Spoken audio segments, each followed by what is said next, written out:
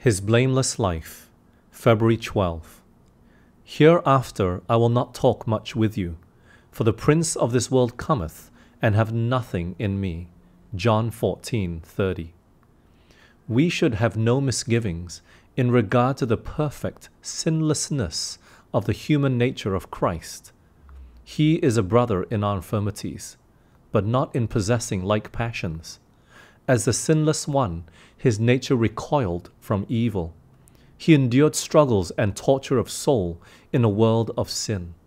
His humanity made prayer a necessity and privilege. He could have sinned.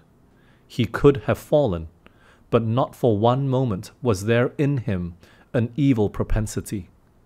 In taking upon himself man's nature in its fallen condition, Christ did not in the least participate in its sin. He was subject to the infirmities and weaknesses by which man is encompassed. He was touched with the feeling of our infirmities, and was in all points tempted, like as we are.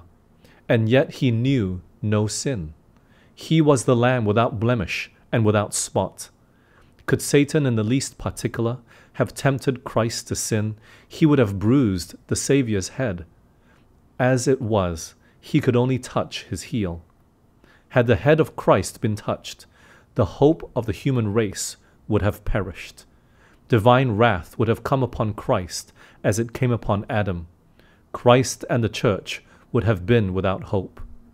Not even by a thought could Christ be brought to yield to the power of temptation. Christ declared of himself, "The prince of this world cometh, and hath nothing in me."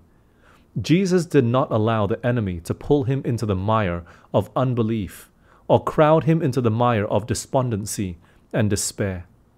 Christ's humanity was united with divinity, and in this strength he would bear all the temptations that Satan could bring against him, and yet keep his soul untainted by sin.